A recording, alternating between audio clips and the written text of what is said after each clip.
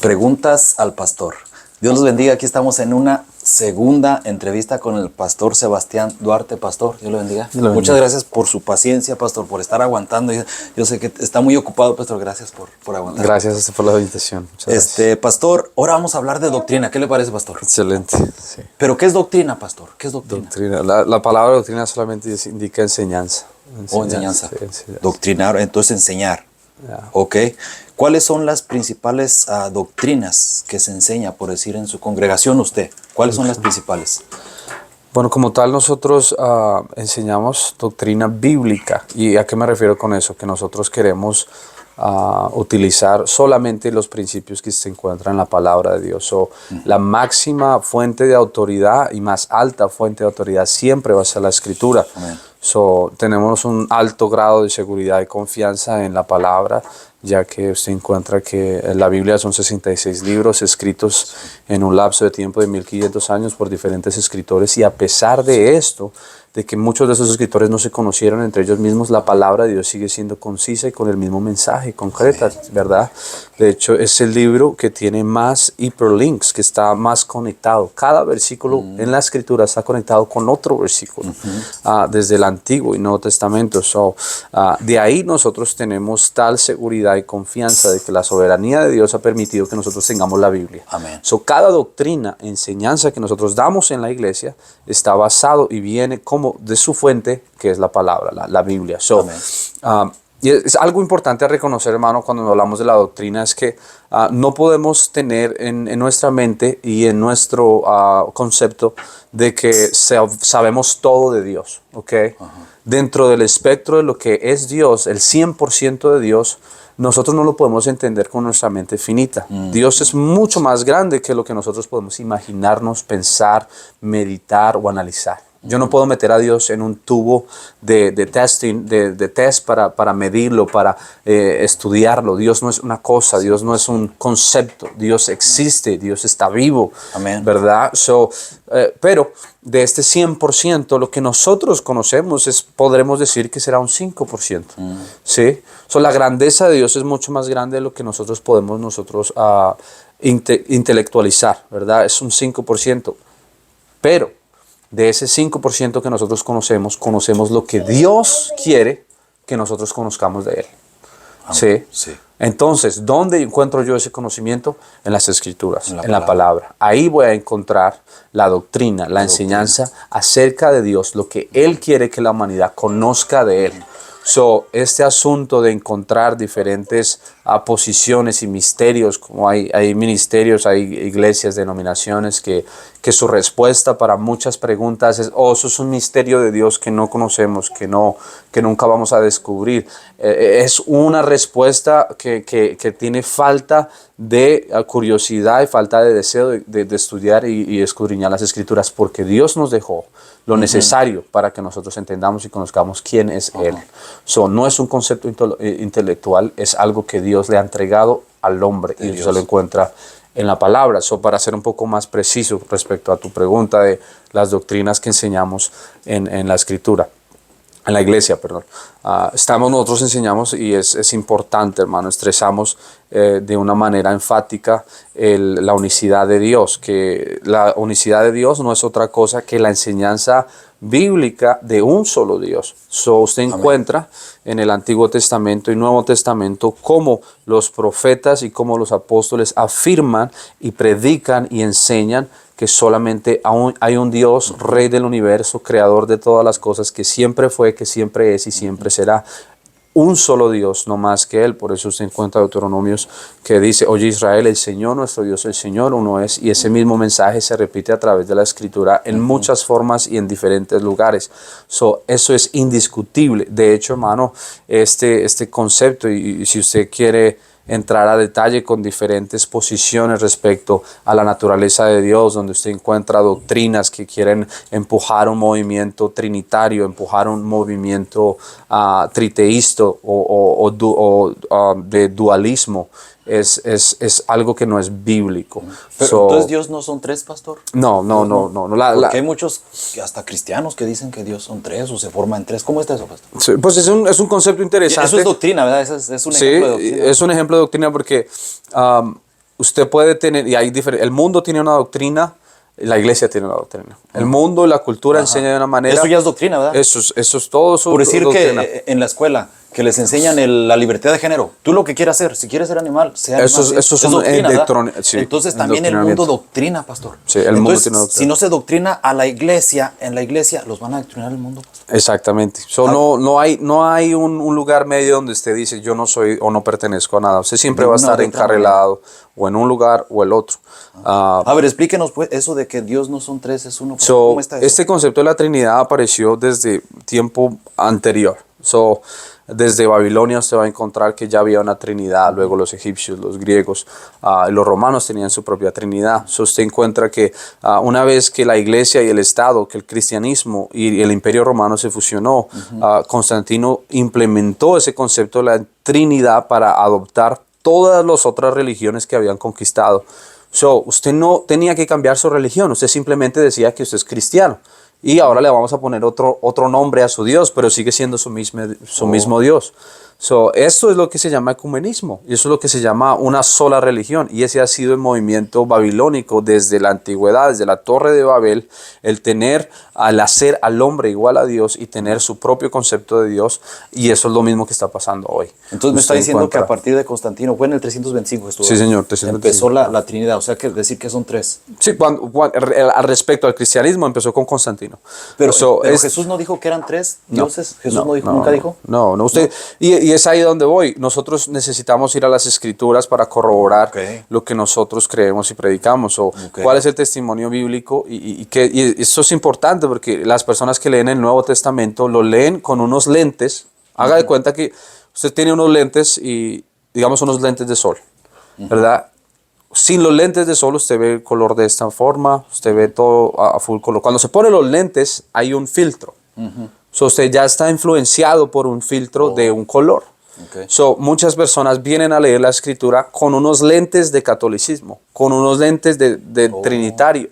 Entonces miran a la escritura y lo único que ven es la Trinidad. Y miran tres personas. Exactamente, pero cuando usted se remueve esos lentes y mira la palabra sencilla, simple como es, usted encuentra, hermano, el testimonio verídico de un solo Dios. Le pongo y eso es importantísimo que las personas puedan entender esto, porque las personas que escribieron el Antiguo y el Nuevo Testamento, todos eran hebreos, todos eran judíos.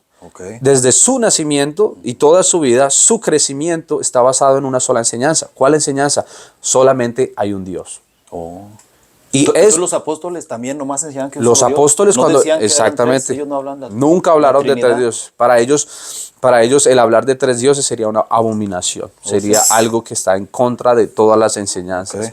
Cuando Jesús aparece en la escritura, cuando Jesús aparece como hombre, no aparece como una segunda persona de la deidad o como un semidios, sino que es Dios manifestado en carne, porque esa fue la profecía dada. Usted lee Isaías 9:6, que dice, porque un niño nos es dado, hijo nos es nacido, y el principado sobre su hombro, un niño, un hijo. ¿De quién está hablando? De Jesús, del Mesías.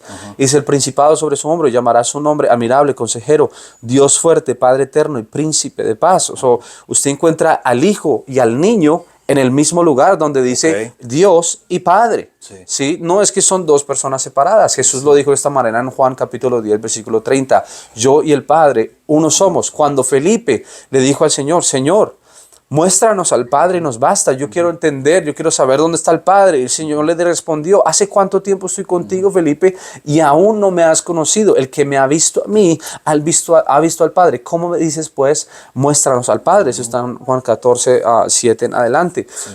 Usted encuentra, hermano, que el testimonio de los apóstoles cuando escribieron los evangelios no es un testimonio para apuntar a una dualidad o a tres personas dentro de la deidad, sino para apuntar a que Dios se hizo hombre. Y eso es lo que nosotros encontramos cuando leemos el término Hijo de Dios. No otro Dios, pero a Dios hecho hombre, a Dios hecho carne. Por eso, pastor, una pregunta. O sea, los judíos, hasta donde sé, ellos les cuesta mucho entender cómo es que Dios es Dios, el Rey del universo, se hizo hombre. Es un problema que tienen. Para los que tienen ese problema, ¿por qué Dios se tenía que ser hombre? Porque la Biblia dice que se humilló. ¿Pero por qué? ¿Por qué Dios se hace hombre? Pues ese es el problema que encontramos desde Génesis. El precio del pecado era la vida del hombre. El precio del pecado era la muerte. La única manera de cubrir ese precio y de hacer un canjeo, un trueque, un negocio que funcionara como válido, era que un hombre santo pagara por un hombre pecador. ¿Y por qué Dios no puso un hombre santo aquí en la tierra? ¿Por qué no puso a otro hombre? Y no sé, o sea, ¿por qué se tuvo que hacer hecho hombre Dios? Porque nadie puede ser más santo que Dios. Okay. Lo bonito de esta historia bíblica es que Dios no envió a alguien más. Dios es espíritu, Él llena todo, Él es omnipotente, Él es omnipresente, todo lo sabe, todo lo puede. Él es el principio y Él es el final. Hermano, Dios no estaba limitado a estar en un cuerpo humano y al mismo tiempo gobernar el universo, porque Él es Dios. Amén. Ese es el punto de ser Dios. Para las personas que tienen esta imagen. Entonces no es que dejó su trono. No, absolutamente no. Él siguió siendo espíritu. Dios gobernando sobre todo como espíritu. Pero la humanidad, el cuerpo físico, vivió de una manera santa y fue suficiente para cubrir la deuda que nosotros teníamos, el pecado que nosotros teníamos. Ese pecado fue cubierto por no solamente la muerte de Jesús, pero la vida santa que Jesús tuvo. Amén. Porque entonces, de otra manera Jesús nunca pecó. Jesús nunca pecó. Es lo que la palabra nos dice. Jesús mismo le dijo a sus enemigos: ¿quién de ustedes puede acusarme de pecado? Y ninguno puede acusarlo de pecado. Y le decía a fariseos que sabían Biblia, ¿verdad? Exactamente. Hablaba con doctores y escribas y fariseos que eran personas doctas y nadie podía darle excusa de pecado a Jesús. Usted encuentra que Jesús estaba sin mancha, sin pecado. Y por esa razón ahora nosotros somos justificados. Esa santidad de Jesús se pone sobre nosotros cuando nosotros aceptamos el Evangelio. ¿Cuál Evangelio? Usted sabe que Evangelio significa las buenas nuevas, ¿verdad? ¿Cuáles buenas nuevas? De que Jesús, el Santo, el Cordero de Dios que quita el pecado del hombre, Él murió en la cruz, fue sepultado y resucitó al tercer día. Esas son las nuevas, eso es el Evangelio que nosotros predicamos. La mayoría de denominaciones y iglesias, ellos están de acuerdo en algunas cosas. Por ejemplo, en el Evangelio, la muerte, sepultura y resurrección de Jesucristo, ¿verdad? Pero en la manera en la que nosotros respondemos y aceptamos el Evangelio, hay personas que simplemente no aceptan la manera bíblica que usted encuentra en el registro histórico en el libro de Hechos y en los Evangelios. ¿Cuál es la manera en la que yo acepto el Evangelio? Está la muerte, la sepultura, la resurrección, hermano. Usted encuentra eso en la Gran Comisión. Jesús le dijo a los discípulos: vayan a todo el mundo, hagan discípulos, bautizándolos en el nombre del Padre, del Hijo y del Espíritu Santo. Pero usted encuentra eso en Mateo. Ese es el primer evangelio. Hay 4 evangelios. Hay 4 testimonios, registros históricos. Y entienda esto, la persona que me escucha. Y esto es importante porque usted necesita entender que los evangelios no son historias fantásticas, que los evangelios no son poesía, que los evangelios no son otro tipo de texto literario, sino un registro histórico de las cosas que Mateo, Marcos, Lucas y Juan vieron, escucharon, hicieron. ¿Sí? Ellos no están hablando de algo fantástico. Ellos están diciendo: en este lugar, a esta hora, esta persona hizo esto y esto. Es un registro histórico. Oiga, pastor, pero usted está diciendo que Mateo escribió, ahorita dijo Mateo 19, que él dijo: bautiza en nombre del Padre y del Santo. ¿Y por qué allí le dices que bautiza en el nombre de Jesús, pastor? Eso es también doctrina. Estamos hablando de doctrina. Eso es parte de la enseñanza. El único Dios, el verdadero Dios que se hizo hombre, que es espíritu, que gobierna sobre el universo, ese Dios, de la misma manera que nosotros nos expresamos de manera de relación, se relacionó y se expresó para que el hombre lo conociera a través de manifestarse como Padre en la creación, Hijo en la redención y Espíritu Santo en la regeneración del hombre. Específicamente en los 4 evangelios usted encuentra este testimonio. Mateo, Marcos, Lucas y Juan. 4 veces usted encuentra la Gran Comisión. Mateo dice: en el nombre del Padre, del Hijo y del Espíritu Santo. Usted dice precisamente la explicación de este versículo. Mateo no está hablándonos de una Trinidad. Él está hablando de 3 funciones y relaciones con las que Dios se ha interactuado con la humanidad. Pero yo le hago esta pregunta a usted. ¿Padre es un nombre? No. ¿Hijo es un nombre? No. Espíritu Santo tampoco es un nombre, son descripciones. Gramáticamente, usted no puede llamarse Padre, llamarse Hijo o llamarse Espíritu Santo. Todos esos son descripciones, pero la clave está en que Mateo dijo el nombre. ¿Cuál es el nombre del Padre, del Hijo y del Espíritu Santo? ¿Cuál es ese nombre en el cual una persona debe ser bautizado? Lo bueno de esto y de la escritura es que usted no tiene solamente Mateo para leer. Usted tiene Marcos, tiene Lucas y tiene Juan. Marcos, Sí. que dice, vayan, hagan discípulos a todas las naciones. El que creyere y fuere bautizado, este será salvo. Y estas señales seguirán a los que creen. En mi nombre echarán fuera demonios, hablarán otras lenguas, sanarán a los enfermos. ¿Cuál es la clave ahí? En mi nombre. ¿Cuál nombre? El nombre de Jesús. Ese es el segundo testimonio, en el segundo evangelio. El tercer evangelio, en Lucas, ¿qué le dijo el Señor a los discípulos? Era necesario que el Cristo padeciese y que muriese y que resucitara al tercer día. Y en su nombre se predicase el perdón, el arrepentimiento y el perdón, la remisión de pecados. O sea, el bautizo. Ese al bautismo. Ahora, usted encuentra el cuarto evangelio, es el libro de Juan, capítulo 20. ¿Qué pasa? La Biblia nos cuenta la historia de Tomás. Él no vio a Jesús cuando resucitó la primera vez. Le dijo a los otros discípulos, hasta que yo no vea, no toque y no sienta, entonces no voy a creer. Jesús aparece cuando Tomás está y le dice, toca aquí y mira aquí mi costado, toca mis manos y no seas incrédulo, sino creyente. En ese momento, Tomás se arrodilla y alaba al Señor y dice, Señor mío y Dios mío. Este judío que creció siendo judío toda su vida, reconoce a Jesús como Dios y Salvador entonces ahí absoluto. dice la Biblia que Jesús le dice Dios a Jesús. ¿Sí dice la Biblia? Exactamente, ahí le dice, seguidamente Juan dice, y estas cosas se escribieron, dice, y muchas otras cosas hizo Jesús, pero si se escribieran libros en el mundo no habrían suficientes para llenarlos. Y dice, pero estas se han escrito para que usted crea y para que creyendo tenga usted vida eterna en su nombre. El nombre. 4 evangelios nos apuntan a el nombre. Un solo nombre. A un solo nombre. Ahora, ¿dónde está la respuesta al nombre? Lea el libro de Hechos. Usted encuentra el libro de Hechos, los apóstoles, Hechos capítulo 2.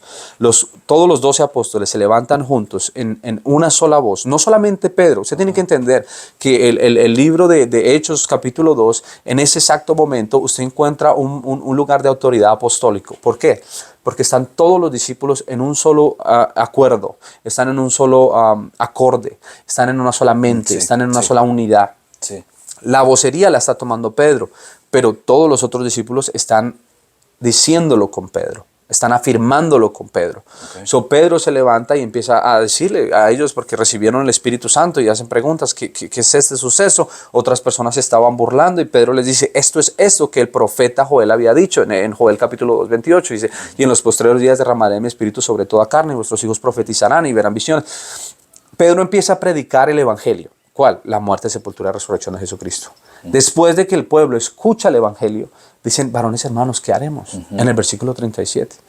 Y ahí es cuando Pedro, no solamente Pedro, junto con los otros apóstoles, con Mateo, el que escribió Mateo, con Marcos y con Juan, Mateo. se levantan y dice, arrepentíos la muerte. Y bautícese cada uno de vosotros en el nombre de Jesucristo para perdón de los pecados, la sepultura. Y nos da la fórmula, nos da el nombre del Padre, del Hijo, del Espíritu Santo, ese nombre que es sobre todo nombre. Bautícese en el nombre de Jesucristo para perdón de los pecados. Esa es la sepultura. Y recibiréis el don del Espíritu Santo. Esa es la resurrección. La manera en la que una persona acepta y cree en el Evangelio no es simplemente por decir, oh, yo creo que en Jesús y entra en mi corazón. Eso es una oración de fe. Eso es un primer paso. Eso es una cercanía hacia Dios. Pero la manera bíblica en la que nosotros respondemos al Evangelio solamente hay una y está registrada en la Escritura muchas veces. Hechos capítulo 2, Hechos capítulo 8, Hechos capítulo 10, Hechos capítulo 19 y capítulo 22. Ahí están los judíos, samaritanos, gentiles, inclusive el apóstol Pablo se arrepintieron, inclusive los discípulos de Juan se arrepintieron, tuvieron que ser bautizados en el nombre de Jesucristo. Ahí dice la Biblia que se bautizaron en el nombre de Jesús. Exactamente. Cada vez usted lo encuentra. No hay un solo capítulo, versículo en la Escritura que nos diga que una persona fue bautizada invocando los títulos Padre, Hijo y el Espíritu Santo. Al contrario. No hay ningún registro. No hay ningún registro. Lo que usted encuentra en el libro de Hechos es que una y otra vez, cada vez que una persona aceptaba el Evangelio y creía la palabra, era bautizada en el nombre de Jesucristo. Era llena del Espíritu Santo con la evidencia inicial de hablar en otras lenguas y aceptaba y vivía en la doctrina y enseñanza de los apóstoles. Oiga, pastor, ¿y los bautismos eran personas grandes que se bautizaron a niños? Porque hay mucha gente que no entiende por qué los cristianos bautizan a las personas ya grandes y no a los niños. No, bueno, los niños ¿Cómo no hacían tienen. en la Biblia? Sí, bíblicamente, hermano, yo he escuchado argumentos de la Iglesia Católica diciendo que cuando se bautizaba la familia completa y los bebés también los bautizaban. Pero esa no es la evidencia bíblica. ¿Sí Usted dice la encuentra Biblia que, o no dice? no, usted encuentra, hermano, que hombres y mujeres, personas con por lo menos la capacidad racional de aceptar su situación como porque se tenían que pecador. arrepentir. Exactamente. Si yo no puedo aceptar y reconocer mi pecado y mi propia maldad, pues no tengo de qué arrepentirme y no tendría como tal un voto de fe y no podría identificarme personalmente con mi Salvador a través del bautismo en el nombre de Jesucristo, porque eso es lo que hacemos por medio del bautismo. Amén. Nos estamos identificando con Cristo en su sepultura, morimos con Cristo y somos cubiertos por su nombre. Ese nombre se convierte en la extensión de su sangre que limpia, perdona y remueve nuestro pecado. Esa es la verdad bíblica, esa es la enseñanza bíblica. Si usted quiere tratar de ganar un argumento, usted quiere tratar de pelear con una persona, no está peleando usted con un hombre, usted no está peleando con un pastor, no está peleando con una iglesia. Lea la palabra y trate genuinamente de descubrir Dios, cuál es el modelo bíblico, qué es lo que tengo que hacer yo bíblicamente. ¿Sabe qué a mí me gusta a mí? Mirar a la escritura y ver que mi experiencia personal está reflejada en la experiencia bíblica. Amén. Que lo que yo creo es lo mismo que los discípulos, los testigos visuales de Jesús creyeron e hicieron. Eso es lo mismo que usted y yo tenemos. Amén. Así como ellos se arrepintieron y fueron bautizados en el nombre de Jesucristo, así nosotros nos hemos arrepentido, nos hemos bautizado en el nombre de Jesucristo y hemos sido llenos del Espíritu Santo. Por eso tengo un gran grado de seguridad y confianza de que estamos en el camino correcto, porque mi experiencia y mi experiencia personal es la misma experiencia bíblica. Amén. Si fuera al contrario, si fuera algo que alguien más descubrió, hermano, ¿quién va a tener la revelación más grande? Aquellos que vieron a Jesús ser muerto, crucificado, sepultado y verlo resucitar, o personas que escribieron la doctrina de la Trinidad 325 años después de que los discípulos ya habían muerto. Los que vieron. Los que estuvieron ahí. Sí. Eso es lo que nosotros tenemos. Ahí está la escritura, hermano, y eso es lo que nosotros enseñamos, hermano. Amén. Una doctrina bíblica, una experiencia bíblica y una vida bíblica, amén, hermano, amén. Que usted y yo podamos vivir para Dios en santidad. Amén, pastor. Está poniendo esto bueno, pastor. Se nos acabó el tiempo, pero tengo más preguntas. ¿Cree que pueda darme una tercera, pastor? Sí, Dios claro. le bendiga, pastor. Muchas gracias. Para la próxima, me he enterado que usted tiene células. Sí. ¿Qué le parece si la próxima nos enseña las células? Claro que sí. Sí. Bueno, Dios le bendiga. El pastor, su nombre y la dirección, pastor. Soy el pastor Sebastián Duarte, Iglesia Vida Joliet, 714 Bethel Drive. Los esperamos. Dios bendiga. Esto fue Preguntas al Pastor. Amén.